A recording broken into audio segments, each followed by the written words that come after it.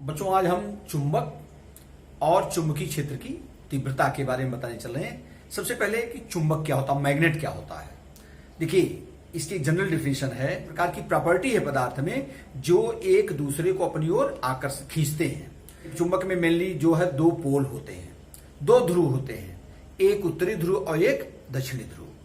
तो चुंबक को जब स्वतंत्र पूर्वक लटकाया जाए तो चुंबक को जो स्वतंत्रता पूर्वक लटकाते हैं, जो सिरा उत्तर की तरफ लटके उसे उत्तरी ध्रुव, जो सिरा दक्षिण की तरफ लटकता है उसे दक्षिणी ध्रुव कहते हैं।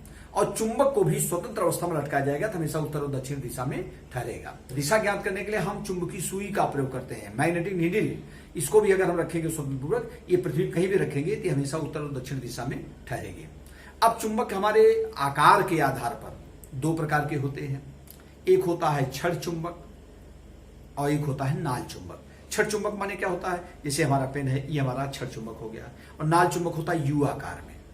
अब चुंबक में दो ध्रुव होते हैं, एक उत्तरी ध्रुव और एक दक्षिणी ध्रुव, नॉर्थ पोल साउथ पोल। तो जैसे चार्ज में बताया गया है कि जो अपोजिट चार्ज होते हैं, पॉजिटिव और निगेटिव चार्ज, सेम उसी प्रकार से मैग्नेट में दो पोल होते हैं, नॉर्थ पोल और साउथ पोल। जैसे उसमें पढ़ाया गया तुमको चार्ज में कि same charge repel to each other, अगर समान आवेश से एक दूसरे को प्रतिकर्षित करते हैं, और opposite charge attract to each other, विपरीत जो आवेश होते हैं एक दूसरे को अपनी ओर अट्रैक्ट करते हैं। सिमिलरली चुंबक में भी होता है कि same pole repel to each other and opposite pole attract to each other, कि अगर सेम पोल है माने एक चुंबक का उत्तरी ध्रुव दूसरे चुंबक का उत्तरी ध्रुव लाए, नॉर्थ नॉर्थ अगर लाए तो एक दूसरे को रिपेल करते हैं। और एक का उत्तरी और दूसरे का दक्षिणी, एक का नॉर्थ पोल हो दूसरा साउथ पोल हो तो एक दूसरे को अट्रैक्ट करते हैं। अब चुंबक बनाए कैसे जाते हैं? चुंबक बनाए जाते हैं हमारे स्टील के, अस्थायी चुंबक जो हमारे होते हैं स्टील के बनाए जाते हैं। और एक होता है अस्थायी चुंबक, एक होते हैं जो नर्म लोहे के बनाए जाते हैं, नर्म लोहे, सॉफ्ट आयरन के बनते हैं अस्थायी चुंबक जो होते हैं। और एक होता है परमानेंट जो चुंबक हमारे होते हैं वो स्टील के बनाए जाते हैं, इस्पात के। तो अच्छा, जो अस्थायी चुंबक क्यों उनको कहते हैं कि जब तक उनमें हम धारा प्रवाहित करेंगे या किसी कारणवश से चुंबकीय गुण तभी तक रहेगा, और जैसे ही उनमें हम एक्टिविटी बंद कर देंगे चुंबक का गुण अपने आप समाप्त हो जाता है। तो अस्थायी चुंबक होते हैं जो बनाए जाते हैं नर्म लोहे के, जो तुम्हारे मोटर्स वगैरह लगे होते हैं। तो इस प्रकार से पंखे में जो लगा होता है कहीं भी हो तो। और इसके अलावा जो होता है एक हमारा होता है इलेक्ट्रोमैग्नेट्स, विद्युत चुंबक, जो जैसे किसी पर जो होता है, जैसे सॉलिनॉइड है हमारा है, और इस पर जो है हम क्या लपेट दें, तांबे का तार, इसमें विद्युत धारा क्या करें, प्रवाहित करें, तो इसमें भी चुंबकीय गुण उत्पन्न हो जाता है। तो जब हम धारा के कारण, विद्युत धारा के कारण जो चुंबकीय गुण उत्पन्न होता है तो इसको हम कहते हैं विद्युत चुंबक। अभी इसके बारे में बहुत डिटेल में तुमको बताएंगे। तो इस प्रकार से चुंबक है। चुंबक का मतलब क्या होता है, बल के द्वारा अपनी ओर खींचना या उसको प्रतिकर्षित करना, हटाना। तो सेम पोल अगर है तो प्रतिकर्षित करेंगे, जैसे नॉर्थ नाल है, साउथ पोल है, तो एक दूसरे को प्रतिकर्षित करते हैं एक निश्चित फोर्स के द्वारा। और अगर अपोजिट पोल है तो अट्रैक्ट करेंगे। तो जितनी एरिया तक इनका इफेक्ट रहता है, किसी चुंबक के चारों तरफ का वह क्षेत्र जहां तक उसका चुंबकीय प्रभाव रहता है। चुंबकीय प्रभाव मीन्स कि जितनी एरिया तक दूसरे चुंबक को आकर्षित या प्रतिकर्षित कर सकता है, तो वो हमारा होता है चुंबकीय क्षेत्र। अब चुंबकीय क्षेत्र की तीव्रता क्या होती है? चुंबकीय क्षेत्र, अब इसकी एक डिफिनेशन होती है। तीव्रता माने होता है इंटेंसिटी ऑफ मैग्नेटिक फील्ड। चुंबकीय क्षेत्र की तीव्रता क्या होती है? चुंबकीय क्षेत्र में लंबाई के धारावाही चालक को चुंबकीय क्षेत्र के लंबवत रखकर, एकांक लंबाई माने क्या हो, जिसकी लंबाई 1 मीटर हो, उसको चुंबकीय क्षेत्र के लंबवत रखकर और उसमें 1 एम्पियर की विद्युत धारा प्रवाहित करें। कितनी करंट इसमें प्रवाहित करें? 1 एम्पियर।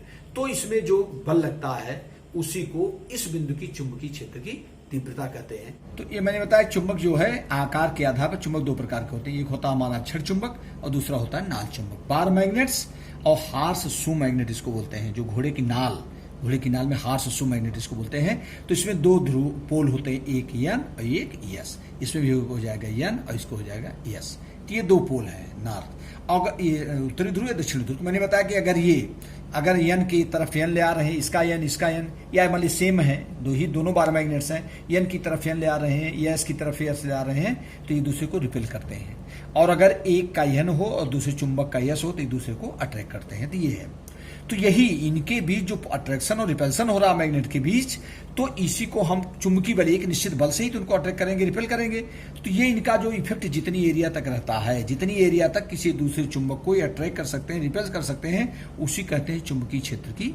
वही होता है चुंबकीय क्षेत्र, मैग्नेटिक फील्ड। अब इंटेंसिटी ऑफ मैग्नेटिक फील्ड क्या होता है, इसकी डिफिनेशन जो होती है हम बता दें।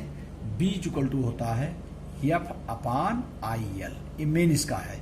इसी आधार पर इसकी डिफिनीशन होती है, जरा ध्यान दीजिए।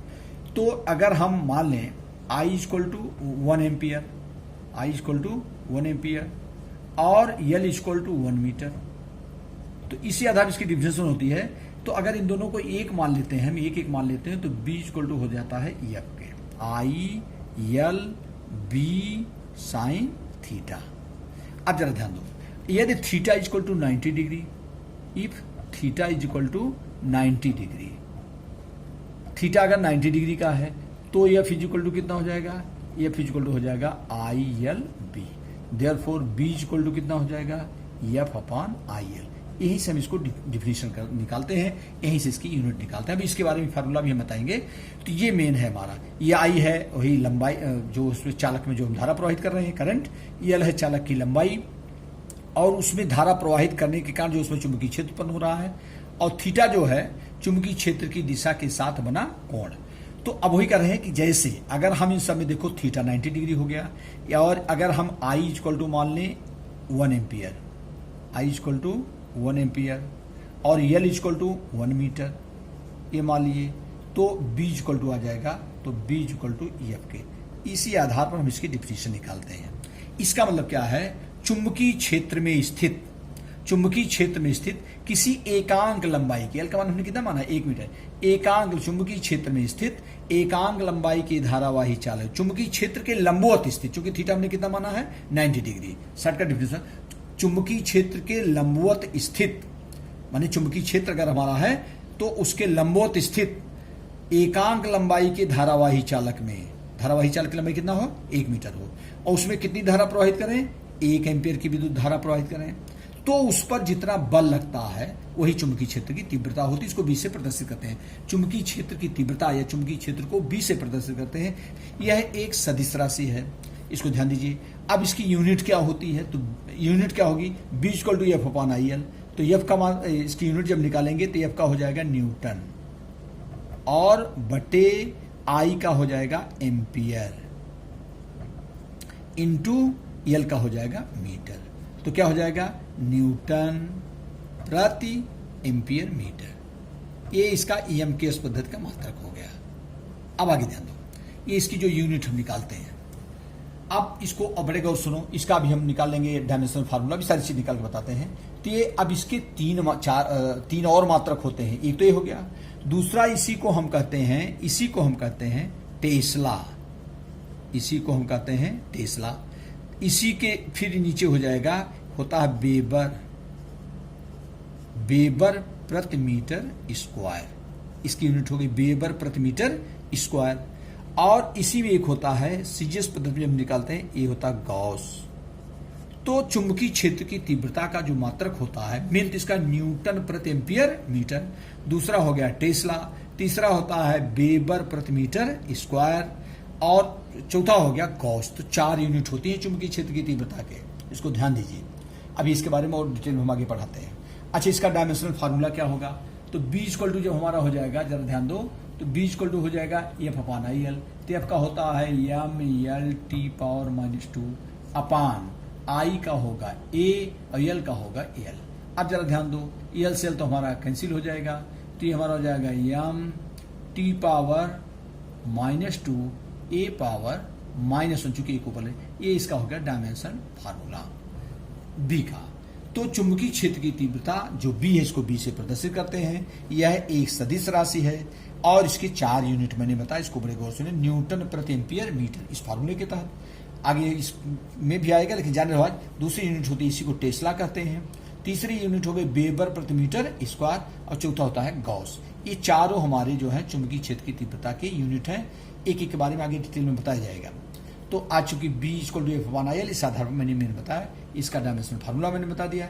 अब ये है कि ये मैंने बताया, यह एक सदिश राशि है, इसकी दिशा कैसे ज्ञात करते हैं, तो इसका एक formula right hand thumb rule. हमारा मान लीजिए ये चालक तार है, तो इसमें जो चुंबकीय क्षेत्र होगा वो यूं बनेगा ऐसे, इसी के चारों तरफ ऐसे।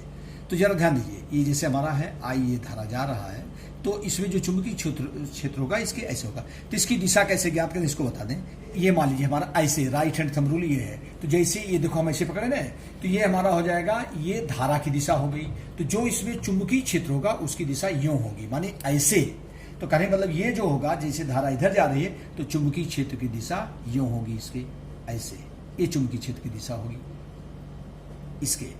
अब जब ये मुड़ा जो आएगा ना, इसे ये जो पंजा हमारी चारों उंगलियां मुड़ेंगी, ये चुंबकीय क्षेत्र की दिशा, ये धारा की दिशा बताएगी, ये चुंबकीय क्षेत्र की दिशा को बताएगी। तो इस प्रकार से हम चुंबकीय क्षेत्र की दिशा को ज्ञात करते हैं। चुंबकीय बल रेखाएं क्या होती हैं? चुंबकीय बल रेखाएं वे काल्पनिक वक्र रेखाएं होती हैं जो चुंबकीय क्षेत्र में किसी बिंदु पर चुंबकीय क्षेत्र की दिशा को प्रदर्शित करती हैं। तो चुंबकीय बल रेखाएं एक काल्पनिक वक्र रेखाएं, कर्व लाइंस हैं, जो किसी पॉइंट पर चुंबकीय क्षेत्र की दिशा को प्रदर्शित करती हैं। अब जरा ध्यान दीजिए, ये बल रेखाएं चुंबक के उत्तरी ध्रुव से, जैसे हमारा मान लीजिए बार मैग्नेट हमने लिया, कोई भी चुंबक होगा, ये जैसे यन है, ये एस है, तो ये बल रेखाएं चुंबकीय क्षेत्र में किधर चलती हैं? इनकी दिशा किधर होती है? उत्तरी ध्रुव से किधर होता है? दक्षिणी ध्रुव की तरफ। इनकी दिशा जो होगा ये उत्तरी ध्रुव से दक्षिणी ध्रुव की तरफ होगा। ये उत्तरी ध्रुव से उत्पन्न होती है, दक्षिणी ध्रुव पर जाके क्या होती है? समाप्त होती है। ये है, इस प्रकार से इधर भी हो जाएगा। तो ये बल रेखाएं किधर चलती हैं? चुंबक के उत्तरी ध्रुव से, इनकी दिशा किधर होती है? उत्तरी ध्रुव से दक्षिणी ध्रुव की तरफ। ये होती है चुंबकीय बल रेखाएं। अब इसमें है जहां प्रबल चुंबकीय क्षेत्र होता है बहुत पास पास होती हैं, दुर्बल चुंबकीय क्षेत्र होता है दूर दूर होती हैं। दूसरा क्या होता है? ये बल रेखाएं कभी भी एक दूसरे को नहीं काटती। सबसे खास इंपॉर्टेंट पॉइंट, चुंबकीय बल रेखाएं कभी भी एक दूसरे को नहीं काटती। क्यों नहीं काटती? क्योंकि चुंबकीय बल रेखाएं, मैंने बताया, किसी बिंदु पर चुंबकीय क्षेत्र की दिशा को प्रदर्शित करती है। यहाँ पर चुंबकीय क्षेत्र की दिशा को बता रही है। और ये क्यों नहीं? क्योंकि अगर मान लीजिए दो चुंबकीय बल रेखाएं, अगर ये की है और ये की है, ये अगर काट रही है मान लीजिए इधर, इसका मतलब इस पॉइंट पर चुंबकीय क्षेत्र की दो दिशाएं होना चाहिए, एक इधर और एक इधर। क्या एक ही पॉइंट पर अगर मान लीजिए यहाँ पर हम चुंबकीय सुई रखें, चुंबकीय सुई क्या होती है रखते हैं, तो वो हमेशा स्वतंत्र अवस्था में किधर रुकती है? उत्तर और दक्षिण दिशा में। ये चुंबकीय सुई है, ये देखो, हमेशा अगर हम इसको रखेंगे तो हमेशा उत्तर और दक्षिण दिशा में ही चढ़ती है। तो अगर यहां पर रखेंगे तो ये चाहे इधर रुकेगी या तो इधर रुकेगी, दोनों दिशा में तो संभव नहीं रुकेगी। तो इसका मतलब कि चुंबकीय क्षेत्र में एक ही बिंदु पर चुंबकीय क्षेत्र की दो दिशाएं संभव नहीं होती, इसलिए चुंबकीय बल रेखाएं कभी भी एक दूसरे को नहीं काटती। तो इस प्रकार से है। अब हम इसी बेस पर तुमको पढ़ाएंगे बायो सेवर्ट लॉ।